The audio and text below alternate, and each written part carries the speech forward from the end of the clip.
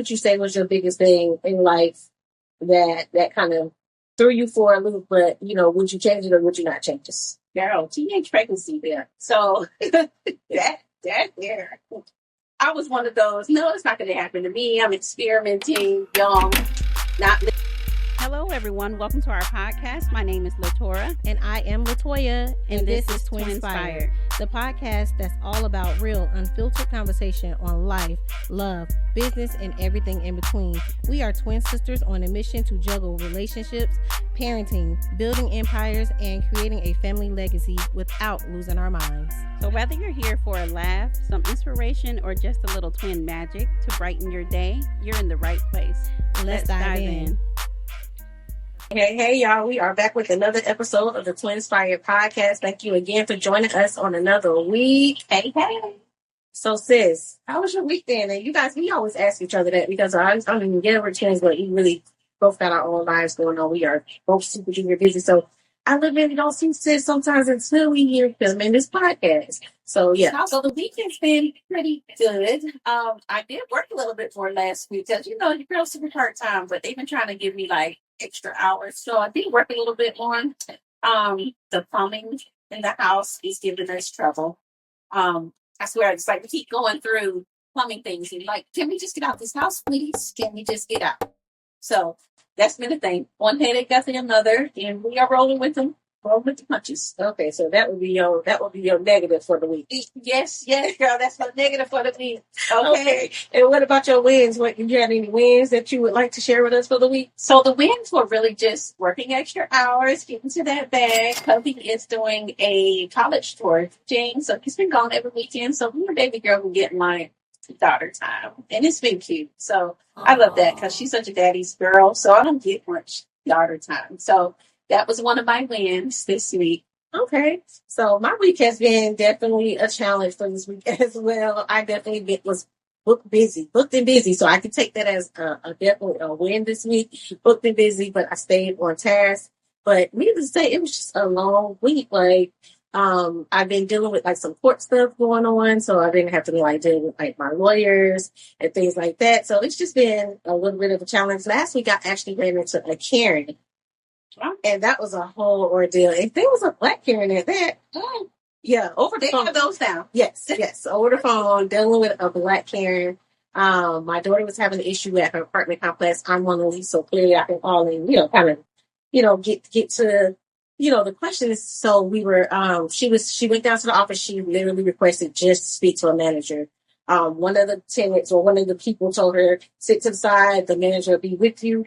The next lady came in, that was another sales associate or whatever you call them, came in and was like, well, can I help you? And she was like, well, I was just waiting to speak to the manager. Basically, she had been going down there dealing with the same situation for a month straight. And the lady told her, well, I can help you. She was like, well, I would rather not deal with, anybody but the manager because I've been dealing with the same issue now for a month. I just need the situation taken care of. And it seems like only manager is going to get it done. So I don't really want to waste my time talking to anybody but the manager. So the lady told her, oh, well, you can't speak to the manager. You don't get to go past him. But you don't even know what's going on. So my daughter was like, ma'am, again, all I want to do is speak to the manager. So could you please just, I just want to sit here and wait on the manager. I don't care if I have to wait. I'll just wait on the manager. The lady proceeds to get all aggressive, but then, of course, call my daughter the aggressive one. And then try to cause a scene and say, oh, I'm just going to call police. Now, meanwhile, it's a white people in the office, and they over there recording. So she's like, I got the whole thing on record. So anyways, I call down, and I'm like, hey, this is what the situation is. My daughter's not wrong for wanting to speak to a manager. She's well within her rights for asking to speak to a manager like any other customer service situation. Most of the time, when you escalate to the top, you want to speak to a manager. So she's not wrong for wanting to speak to a manager. Needless to say, the lady acted okay for 2 seconds with me. And then at the moment, it got to the point where I said, at the end of the day, we've been dealing with multiple issues with this partner complex. It's getting to the point now where we really just go ahead and see the lawyer. Oh, since you're talking about lawyer, I'm just going to go ahead and disconnect this call. Ma'am, okay. I'm going to let you in. You can have it. So needless to say, that was just a crazy situation. But what I took out of that was, me, I take stuff for granted. I instantly felt like, because I want to get into real estate anyways and investment properties, I was like, my first property is going to be in Tallahassee. Yeah. Like if my kids are in Tallahassee, I need an investment property in Tallahassee. I was looking at some, and like doing the math, and make math was math. Exactly. Well, I'm going to set it up where they can rent room by room. Yeah. Of course, while they're there, it's just going to be a college style housing. Yeah. But while my kids are there, they're going to have the house. But whenever they move, that house is still going to make money. You know what I'm saying? So that instinct it wills went to spin. And I said, you know what, guys, you go through everything you go through for a reason, because maybe my focus wasn't on that location first, but now it's just like I'm on 100. Right. Because my kids ain't renewing the lease nowhere with that type of year aggravation. Biggest thing though now is when you're doing properties, you got to put it in a fund, a trust fund, because they have written it to where you do not get to pass it down to your kids after you're gone. It automatically goes to probate, which is crazy. Like, how can you tell me that I worked so hard to establish something, to leave something behind for my kids, and you're going to force it into probate? So it needs to go into a trust fund. Okay, so that will be my definitely education for this next couple of weeks. Yes. Is to learn all of that, like connect myself with people that can actually put that type of information in my hand, and watch some more videos and whatever. That's the people who want. Yeah, that's the mail lady. She okay.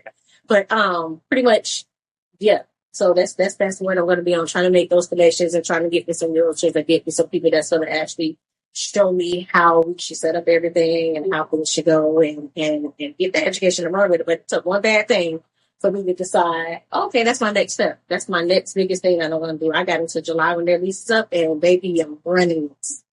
running.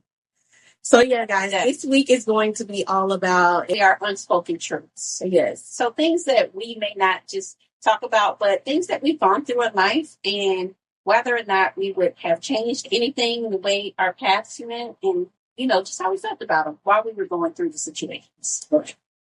So, you guys, I'm going to drop my book of the week down below. I'll add it actually in the video because I don't have the exact title to it right now because I forgot to look it up before we press record.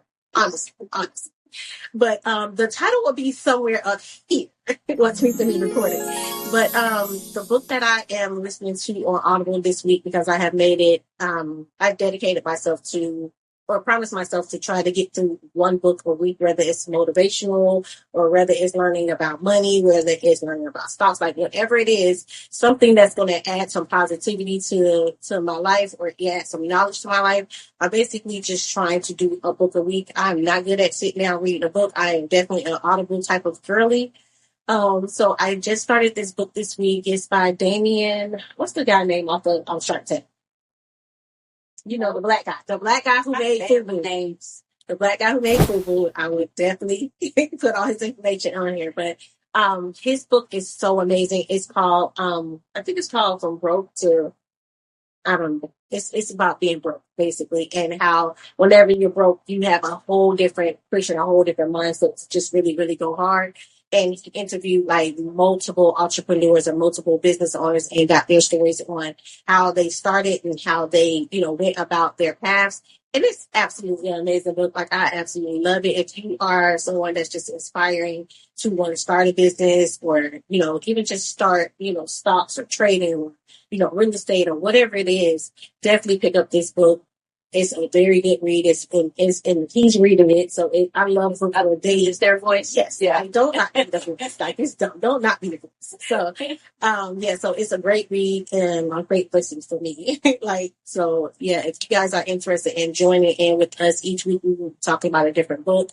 I would definitely recommend you guys joining in and get on these books with us because knowledge is power. So please let it be an audiobook, okay? Because right now I'm really focusing on reading the Bible and really understanding. I got a real good women's study book on Study Bible, and it kind of just breaks it all down into real layman's terms. I already read NIV or the easy read ones, but this one I can't do that down our shop. No. Right, girl. And it was a little meme on social media where it was we get to the names and be that you need. And absolutely not. So, but no, I just finished reading Nehemiah. I'm going to go into First John's, but I want to read all the Gospels, and I just really want to get a better understanding. My goal was to draw closer to God, so I'm praying more. I haven't gotten into meditating, but I need to. I did try that before, after workouts in the morning, but no, I just my mind still be going everywhere. Well, I'm like, I'm supposed to be locked in. I'm supposed to be locked in, but I'm like, what I gotta do today? What I gotta do? So I'm working on that, y'all. I'm working on it. If y'all got some tips for meditation, please let your girl know. But I am definitely praying more, listening to like my Bible app and devotionals and reading the Bible. But I love to throw on a good little audio in the car. I do all school pickups, so making my rounds, that's a good time for me to be able to listen to some educational things. Yeah, and that's usually when I do mine. I made sure that basically I'm not listening to music. I'm listening to something that's actually going to feed my soul, feed my energy. Like say give me some knowledge. Shout out to my girl Seven. With the social media, I'm a part of her group, and I would also put her link below, you guys. If you guys need a boost in your social media or just learn how to market, she is absolutely amazing. So I will put my affiliate link there so you guys can join and get a discount. But she said that basically whenever she was going through her transition of really trying to build her business, her and her wife would want a no music fast, basically no music, no TV. Only time they can listen to something is whether it was just educational or, a book or, something that was actually giving them some knowledge, So I was like, that makes a lot of sense. So now when I ride in the car, I literally only listen to my Audible books. And then sometimes when I'm in the salon, I have clients that are working, they're still on the clock. So I see them pull out that little computer and I'm like, oh yeah, we did. I turn that music down to like a 3. Mm-hmm. And then I go ahead and just pop in one headphone or one ear pod and I just go ahead and start listening. Of course I keep one out so I can kind of be still be in the environment, but at the end of the day, I'm getting that time in. Like I can get 2 hours in on my book just being at the salon, dealing with clients that's working and they're on the computer. So it's kind of a quiet appointment. So I love those. Yeah, podcasts are like that too. Like we can find ones that are very specific to a topic, and I love that too. Like that, I used to do that on the road as a travel nurse. I learned all that I know about stocks and like budgeting and all that other stuff, money, financial literacy with money and stuff. I learned all of that in like a podcast, and then get some books too. So yeah.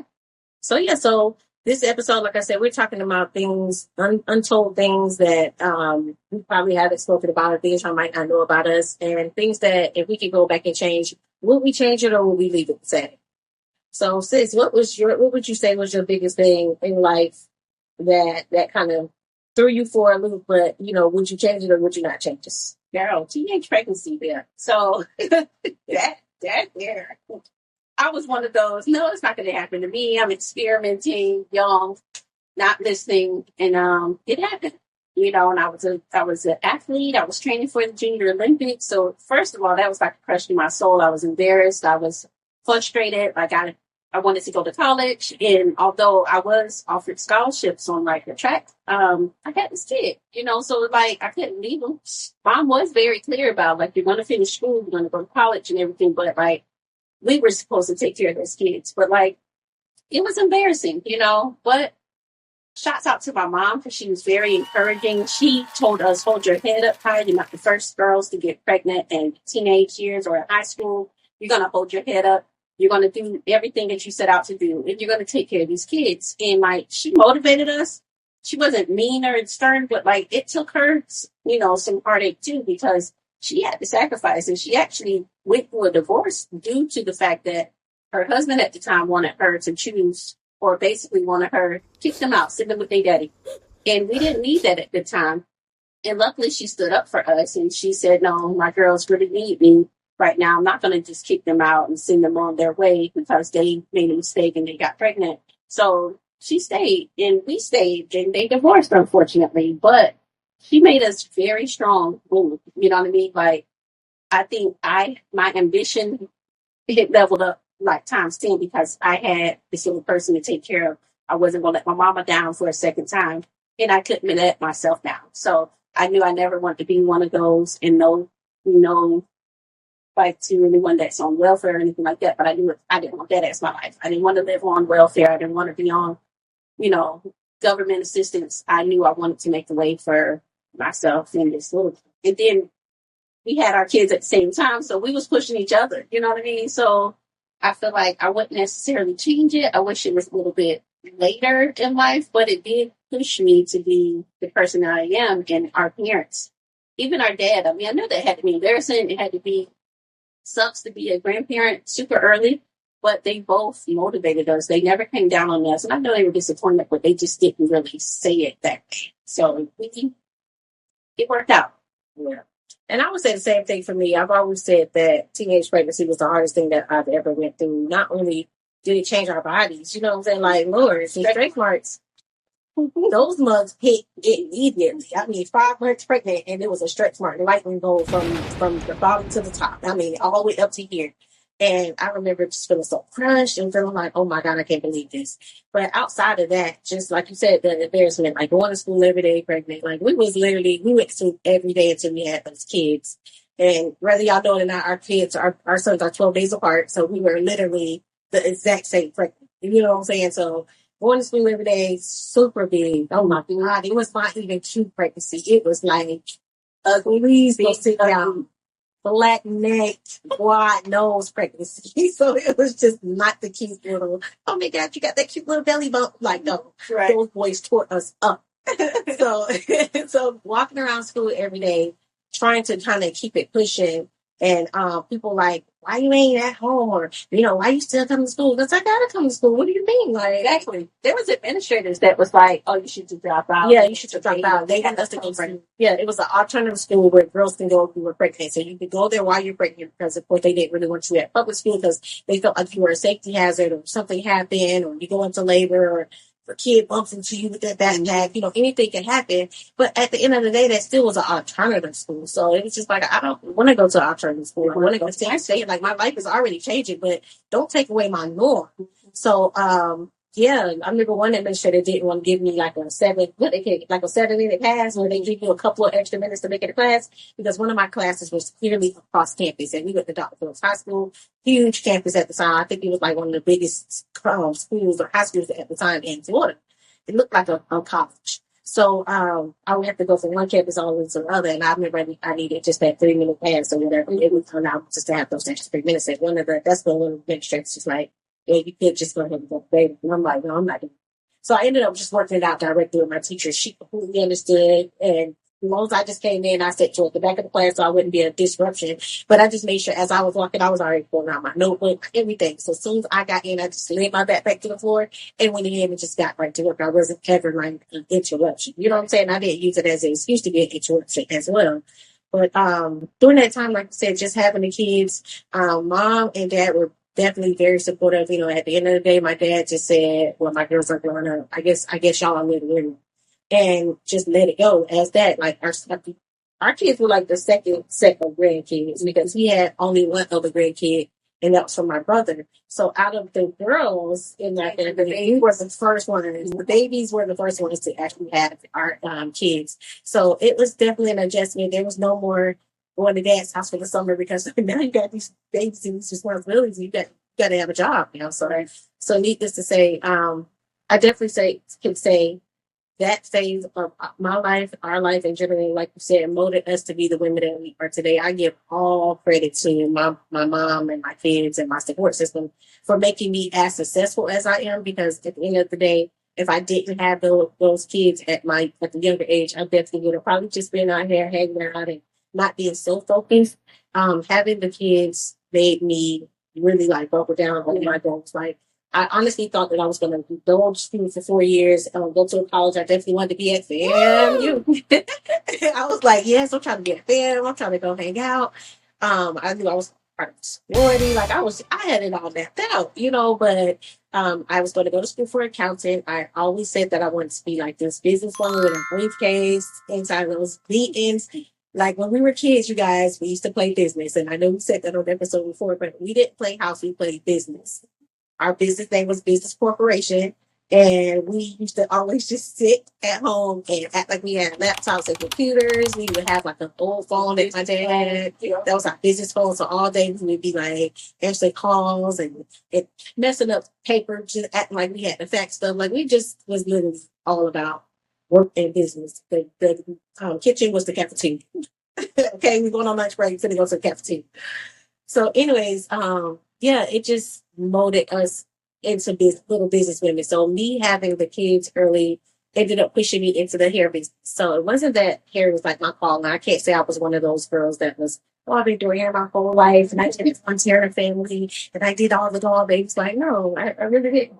Like, it literally fell into my lap the same year, and I just decided I don't want to go off 4 years to college, even though our parents said that they would take care of the boys and they didn't want to take it away from us. They said, yeah, you can go ahead.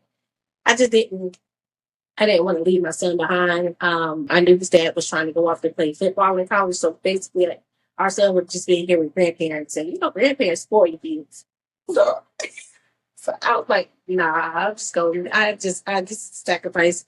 I'd rather just go ahead and go to hair school. So, senior year, signed up for hair school, and from there, it's been all up since then. And at 25, I became a salon owner, and the rest is history. So definitely shout out to those days of mine because they definitely kept me on point, on track, and made everything that I am today. Right. So I didn't feel like I was definitely. I knew I was going to do something medical because I just knew I wanted to be a doctor or in a hospital. I wanted to be in scrubs sometimes. I wanted to be in nice clothes. So I knew I didn't want to be in scrubs all the time. So I knew I had to be somewhere in the doctor realm where I had the opportunity to wear nice clothes with a white coat.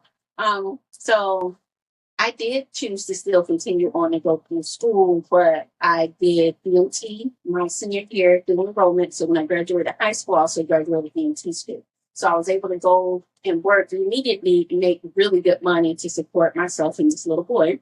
And at that time, we were able to get like financial aid, grants, and different things. So I continued on in my education journey. And then, yes, I ultimate goal was to get to here. So I've accomplished my goals. 3 kids later. But yeah, I wouldn't change anything about that. They definitely made me more driven. So Now, me and Tora both have 3 kids each. I have 2 girls and a boy. She has 2 boys and a girl, but sis had hers 10 years apart. Each one of them 10 years apart. Crazy work. Mine are all crazy work. mine are all 3 years apart. So within those different times and transitioning times, it allowed me to basically just learn.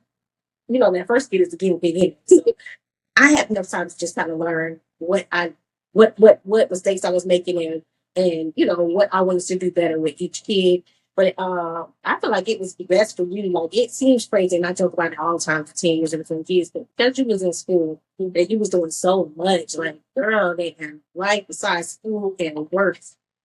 But her having her kids the way she had her kids pretty much just maxed it out. It laid out the way it's supposed to lay out. Like, it just was what it is what it is. It worked. It worked for us. Each of them got to kind of be like the only child because each of them got to be the baby for 10 years. So they got to a point to where they didn't really need us anymore before the next one came in. So it wasn't like the baby came in and took over. Now you're a middle child, and now you're a second.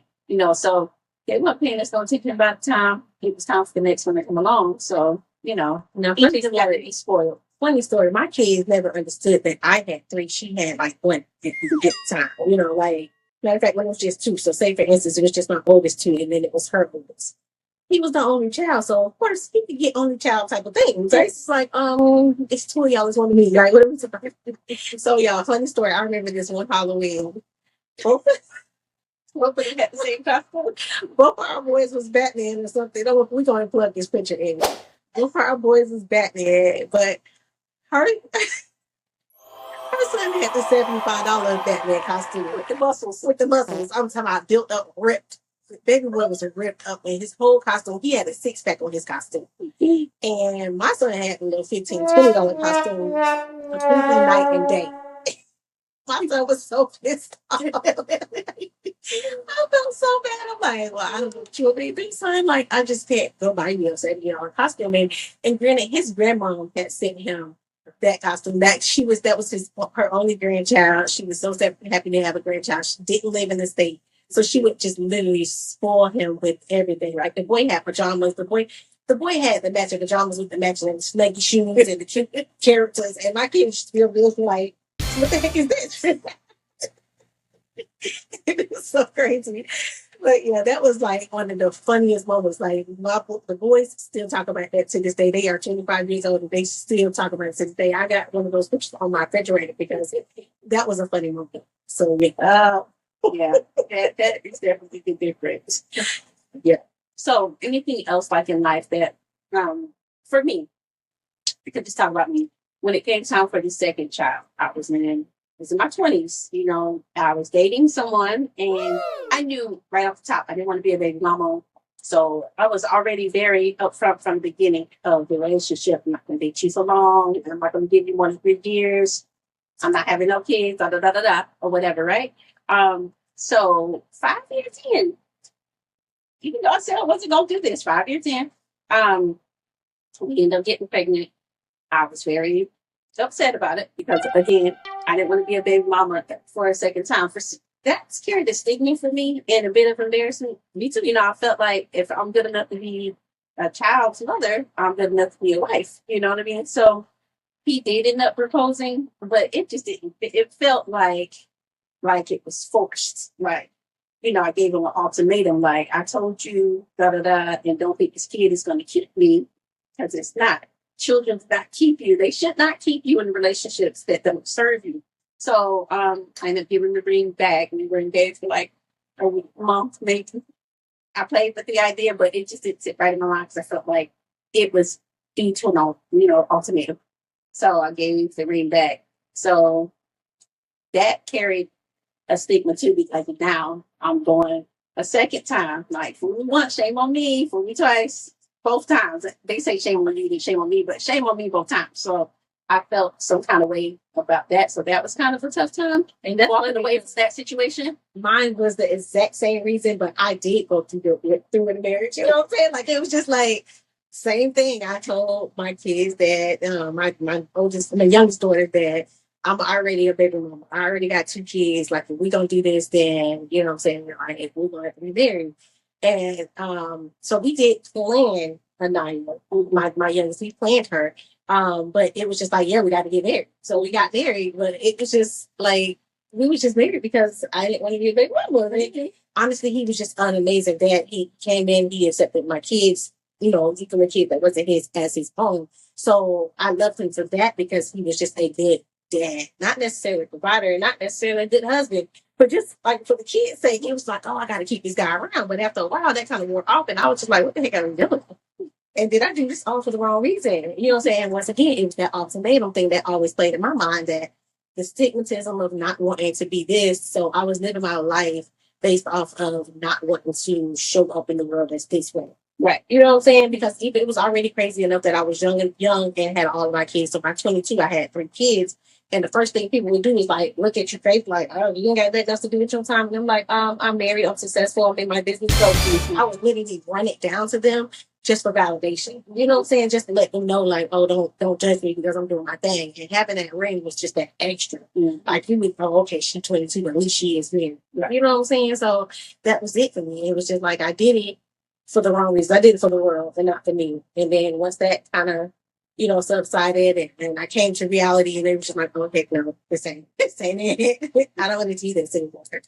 That was scared of that, like, too. Like, I didn't want to marry and be divorced. And like everything was right. He was also a really good guy, but just not we were going different places and our ambition didn't match. Yeah. So it ended up not working out. We're the best of friends, you know, now.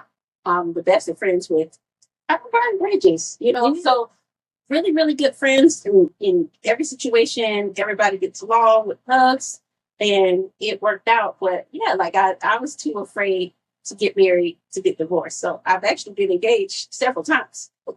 I will give you your ring back, okay, real quick. Sorry, no, this, and it's not even that I'm praying on it, but like I'm not going to force a puzzle piece to fit, you know, and this is supposed to be the rest of my life. So, I was a baby mama for longer than I wanted to be. And I should have really just got with my husband. Well, 20 years before, okay? 20 years. We were best friends. And he was kind of just took off into my little friend zone, being the best man he can be. Because he wanted more than that. He always will. And I should have chose him a long time ago, but I had to go through my whole young girl. I like him this way. I got a type. I was like adults and I was younger. Why? Anywho, no was it. Just the bad boy. Yeah. But luckily none of them fathered the children. Mine did. Mine fathered too. My third father too. It's a mistake. But you know, we get along fine. Definitely, yeah.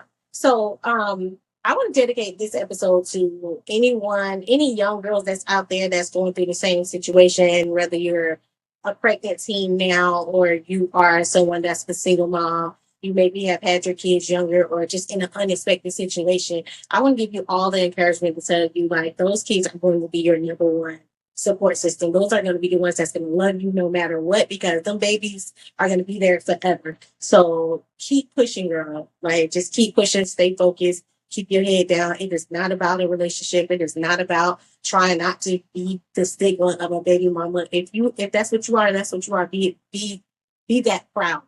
Wear that badge of honor, because at the end of the day, you're a woman and you're holding it down for yourself. And don't accept no crumbs from nobody. Like, at the end of the day, I know dudes always say, "Oh, ain't nobody gonna want you with your 3 kids." And I used to be like, line them up, line your girls up, because at the end of the day, I knew I was so, like, on top of my stuff that nobody they could line up was even touching me. You know what I'm saying? And I used to be cocky with that. So I started to be cocky and arrogant with what I knew I had to bring to the table. Like, I knew I was very smart. I knew I was business minded. I knew I was about my money. I was making my money. I was doing my own thing. I was taking care of myself, and I was Miss Independent. Okay. So when that song, when it came out, first of all, okay, y'all still independent without the Bootsy song. Because literally, I feel like it just comes to my head automatically. So, the Bootsy song is what makes independence spell out to me. Okay. But yeah, to all of you young girls out there that's going through a situation, or y'all are in the thick of it, just know that it gets better. Just know that if you stay focused, you will win in the end. You know what I'm saying? Like, do whatever you got to do to take care of your kids, and just continue to level up. If you have to surround yourself around people or other women that are motivating you, constantly giving you encouragement and lifting you up, then get around those. Your family might not always be supportive, and the people that you have around you might not always be your number one support system. So sometimes you got to push them to the side and do what you got to do to get in this space and get around people that's going to encourage you and give you everything it is that you do need. Right. I would like to say,